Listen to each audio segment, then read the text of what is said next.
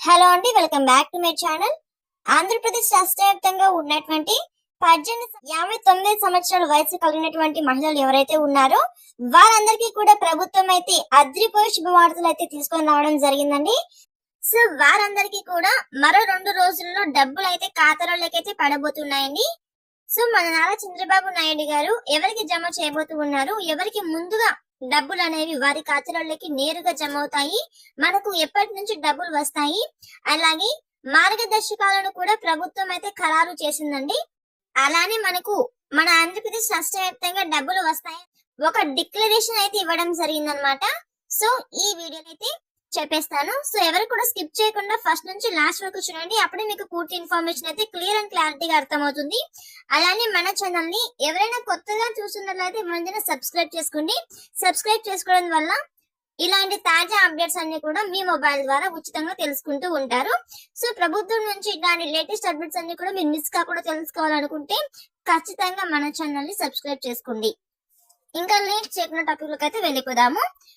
మన ఆంధ్రప్రదేశ్ రాష్ట్ర వ్యాప్తంగా నారా చంద్రబాబు నాయుడు గారు 18 సంవత్సరాల నుండి 59 సంవత్సరాల వయసు కలిగి ఉన్నటువంటి మహిళలకు ఎంతో ప్రతిష్టాత్మకంగా మేము అధికారంలోకి వచ్చిన తర్వాత ఆడబిడ్డ నిధి అనే పథకం కింద ప్రతి నెల కూడా 1500 రూపాయలు డబ్బులు జమ చేస్తామని చెప్పేసి ప్రకటించడం జరిగింది ఎన్నికల మేనిఫెస్టోలో. ఇది ఈ ఆడబిడ్డ నిధి అనే పథకం అనేది మేము 5 సంవత్సరాల పాటు ఇస్తామని చెప్పేసి ఆయన ఎన్నికల సమయంలో చెప్పడం అయితే జరిగింది. అయితే రాష్ట్ర ముఖ్యమంత్రి నారా చంద్రబాబు నాయుడు గారు ఈ యొక్క పథకానికి సంబంధించి మార్గదర్శకాలను ఏర్పాటు చేయాలని చెప్పేసి అధికారులకు ఆదేశించారు. అధికారులు ఏం చేశారు అంటే వీటికి సంబంధించినటువంటి మార్గదర్శకాలను రెడీ చేసి అర్హులైన వారి కోసం రాష్ట్ర ప్రభుత్వం ఇప్పుడు కొత్తగా మార్గదర్శకాలను అయితే రిలీజ్ చేయడం జరిగింది. ఈ యొక్క కొత్తగా రిలీజ్ చేసినటువంటి అర్హులకు సంబంధించిన సమాచారం కనుక చూసుకున్నట్టు అయితే ముఖ్యంగా ఈ పథకం ఆంధ్రప్రదేశ్ కు సంబంధించిన వారికి మాత్రమే ఉపయోగపడాలి కాబట్టి మన యొక్క ఆంధ్రప్రదేశ్ రాష్ట్ర వ్యాప్తంగా ఎవరైతే ఉన్నారో వారందరికీ కూడా ఆధార్ కార్డ్ అడ్రస్ ఖచ్చితంగా ఏపీకి సంబంధించిన మహిళగా అయితే ఉండాలన్నమాట. అయితే ఈ స్కీమ్ కి సంబంధించి మనకు ఏజ్ లిమిట్ గనక చూసుకున్నట్లు అయితే అందరికీ తెలిసిన విషయమే 18 సంవత్సరాలు పైబడి 60 సంవత్సరాల లోపు అంటే 59 సంవత్సరాలు అయితే ఉండాలన్నమాట. అలానే మనకు చాలా మంది అయితే అడుగుతూ ఉన్నారు ఈ స్కీమ్ కి సంబంధించి, అలా అంటే ఈ ఆడబిడ్డ నిధి అనే స్కీమ్ కి సంబంధించి ఏమైనా చదువుకొని ఉండాలా, ఈ డబ్బులు జమ కావాలంటే మనం ఏమైనా చదువుకొని ఉండాలా, లేకుంటే ఏం చదువుకొని వాళ్ళకి కూడా ఇస్తారా, లేకపోతే పెళ్లి అయిన వారికి మాత్రమే ఇస్తారా అని చెప్పేసి చాలా మంది అయితే అడుగుతూ ఉన్నారండి. సో పెళ్లికి ఈ స్కీమ్ కి ఎటువంటి సంబంధం అయితే లేదండి. ఈ స్కీమ్ కి పెళ్లి అయితే సంబంధం లేదు. సో ఎందుకంటే ఈ స్కీమ్ అనేది మనకు 18 ఏళ్లు పైబడి 60 సంవత్సరాలు లోపల ఉన్నటువంటి ఆడబిడ్డలకు ఆర్థిక సహాయం చేయూతగా వాళ్ళు ఆర్థికంగా బలపడతారు అనే ఉద్దేశంతోనే ఈ పథకాన్ని అయితే తీసుకొని రావడం జరిగింది మన కూటమి ప్రభుత్వము. కాబట్టి ఈ స్కీమ్ కి మ్యారేజ్ కి ఎటువంటి సంబంధం అయితే లేదండి. పెళ్లి అయినా కూడా ఇస్తుంది, పెళ్లి కాకపోయినా కూడా ఇస్తారనమాట. తర్వాత నెక్స్ట్ పాయింట్ వచ్చేసి మన యొక్క రేషన్ కార్డు లో ఎవరెవరి పేర్లు అయితే ఉన్నాయో వాళ్ళందరికీ కూడా ఖచ్చితంగా ఈకేవైసీ అయితే ఉండాలన్నమాట. ఎవరి పేరు అయితే ఈకేవైసీ లేకుండా ఉంటుందో వారికి ఈ స్కీమ్ నుంచి అయితే అర్హత అయితే ఉండదన్నమాట. వారు రెగ్యులర్ గా రేషన్ తీసుకుంటూ ఉండాలి.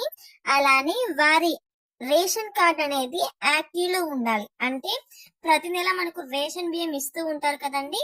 సో వాళ్ళు ప్రతి నెల కూడా రేషన్ బియ్యం అనేది తీసుకుంటూ ఉండాలి. ఇది చాలా ఇంపార్టెంట్ అండి. రేషన్ కార్డు కూడా మనకు ఆంధ్రప్రదేశ్ కి సంబంధించి అయి ఉండాలి. అలాగే మన రేషన్ కార్డు లో ఎవరైతే ఈ స్కీమ్ కి అప్లై చేసుకుంటూ ఉన్నారో రేషన్ కార్డుకి వాళ్ళ యొక్క కుటుంబ సభ్యుల్లో ఎవరికి కూడా ప్రభుత్వ యొక్క ఉద్యోగం అయితే ఉండకూడదు. ఇంకా వారి రేషన్ కార్డులో ఉన్నటువంటి వారు ఎవ్వరు కూడా, ఒక్క మహిళ కూడా, ఒక్క అబ్బాయి కూడా మనకి ఇన్కమ్ ట్యాక్స్ అనేది పే చేస్తూ ఉండకూడదు. ఇవి రెండు అయితే మీరు ఖచ్చితంగా చెక్ చేసుకోవాలండి. అలానే రిటైర్డ్ ఉద్యోగి, రిటైర్డ్ ఎటువంటి పెన్షన్స్ తీసుకోకూడదు, ఎటువంటి గవర్నమెంట్ జాబ్ చేస్తూ ఉండకూడదు, అలానే 4 వాహనాల చక్రం ఉండకూడదు, అలానే ప్రభుత్వం నుంచి వచ్చే ఎటువంటి గవర్నమెంట్ స్కీమ్ నుంచి కూడా వాళ్ళు డబ్బులు పొందుతూ ఉండకూడదు అనమాట. ఇది చాలా ఇంపార్టెంట్ అండి. సో ఈ వాటిలలో మీకు ఏ ఒక్కటి ఉన్నా కూడా మీరు ఈ స్కీమ్ ని మర్చిపోవాల్సిందే. సో మీకు ఈ స్కీమ్ అనేది సంవత్సరానికి 18,000 రూపాయలు, ప్రతి నెల కూడా 1,500 రూపాయలు డబ్బులు అనేవి మీకు జమ కావు, ఇది పక్కా. ఇంకా రెండవది చూసుకున్నట్టయితే క్యాస్ట్ సర్టిఫికేట్, ఇన్కమ్ రెడీ చేసుకుని పెట్టుకోండి. ఎందుకంటే మనకు కులాల వారీగా, కేటగిరీల వారీగా ఇప్పుడు ప్రభుత్వం అయితే మనకు డబ్బులు వేస్తుంది కాబట్టి మనకు క్యాస్ట్ అనేది ఇంపార్టెంట్ అండి. క్యాస్ట్ సర్టిఫికేట్ ఖచ్చితంగా అడుగుతారు. అలానే ఇన్కమ్ ఎందుకు అడుగుతారంటే మీరు సంవత్సరానికి ఎంత సంపాదిస్తున్నారు ఏంటి అనే డీటెయిల్స్ తెలుసుకోవాలి కదా. సో దాని వెరిఫికేషన్ కోసం అయితే మీ ఇన్కమ్ సర్టిఫికేట్ అయితే అడగడం జరుగుతుంది. సో ఎవరైనా ఇంకా caste certificate, income certificate ready కాకుండా పెట్టుకుంటే తొందరగా రెడీ చేసుకొని పెట్టుకోండి. ఎందుకంటే మన ప్రభుత్వం అప్పుడప్పుడు అంటుంది కదా, అప్పుడప్పుడైతే మన పనులు కావు కదండి. సో ముందుగానే ఇన్కమ్ క్యాస్ట్ సర్టిఫికేట్ అనేది ఖచ్చితంగా చేసుకొని పెట్టుకోండి. ఎవరైనా ముందు చేసుకొని పెట్టుకొని ఉంటారు, అంటే ఈ సంవత్సరం కాకుండా ముందు సంవత్సరం చేసుకొని పెట్టుకుంటారు, అవన్నీ కూడా పనికిరావండి. కొత్తగా మనం అప్డేట్ అయితే చేసుకొని ఉండాలి క్యాస్ట్ సర్టిఫికేట్ అనేది. సో అప్డేట్ చేసుకోండి. ఎవరికైనా లేకపోతే మీ దగ్గరలో ఉన్న మీ సేవలో అయితే క్యాస్ట్ సర్టిఫికేట్, ఇన్కమ్ సర్టిఫికేట్ అనేది చేస్తారు, చేయించుకోండి. ఇంకా ఇప్పటి నుంచి మీరు ఇవన్నీ కూడా రెడీ చేసుకొని పెట్టుకోండి. ఇంకా కరెంట్ మీటర్ కి సంబంధించిన విషయానికి వస్తే చాలా మందికి కూడా అన్ని ఎలిజిబుల్ ఉంటాయి, కానీ వాళ్ళు ప్రతి నెల కూడా ఏసీలు, వాషింగ్ మిషన్లు అవన్నీ ఉండడం వల్ల వాళ్ళకి సంవత్సరం లోపు, గడిచిన 6 నెలల లోపు వాళ్ళకి 300 యూనిట్ల కంటే కరెంట్ బిల్ ఎక్కువ వాడి ఉంటారు కాబట్టి వాళ్ళకి ఈ స్కీమ్ అనేది వర్తించదు అనమాట. సో 300 యూనిట్ల కంటే ఉన్న వాళ్ళు అయితే ఈ స్కీమ్ కి అర్హులు కాదండి. సో మాకి 300 యూనిట్ రావడం లేదు, తక్కువే వస్తుంది కానీ ఇలా చూపిస్తుంది అన్న వాళ్ళు మాత్రము మీ గడిచిన 6 నెలల కరెంటు బిల్లు తీసుకుని వెళ్తే రీఅప్లై చేసుకుంటే మీకు డబ్బులు అనేవి జమ కావడం జరుగుతుందండి. ఇంకా వచ్చేసి ఇటువంటి వాళ్ళకు కూడా ఈ ఆడబిడ్డ నిధి స్కీమ్ అనేది ఎలిజిబుల్ అయితే ఉండదండి. అలానే ఇంకా పెన్షన్ తీసుకునే వాళ్ళకు కూడా ఇవ్వరండి. మనకు పెన్షన్ తీసుకునే వాళ్ళకి డబ్బులు ఇస్తారా, మళ్ళీ కూడా ఈ డబ్బులు ఇస్తారా అని చెప్పేసి చాలా మంది అయితే అడుగుతూ ఉన్నారు. సో వాళ్ళకు కూడా అయితే ఇదైతే ఇవ్వడండి, ఇస్తారు. కానీ ఎటువంటి పరిస్థితుల్లో ఇస్తారంటే you can choose only 1 scheme అనమాట.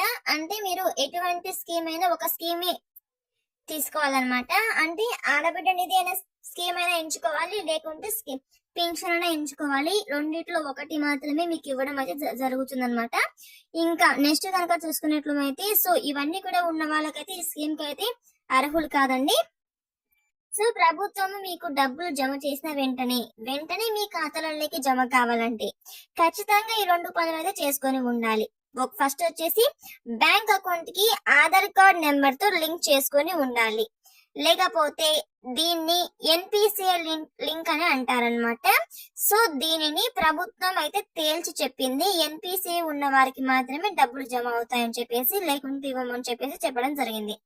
ఇది ఆధార్ కార్డ్ ఎనేబుల్ పేమెంట్స్ అనమాట. అంటే మీ ఆధార్ కార్డ్ కొట్టగానే ఎన్పిసిఐ మ్యాపింగ్ అయి ఉన్న అకౌంట్ అయితే పైకి వచ్చేస్తుంది అనమాట. సో మీరు ఎన్పిసిఐ మ్యాపింగ్ కూడా చేసుకోవాల్సి ఉంటుంది అనమాట.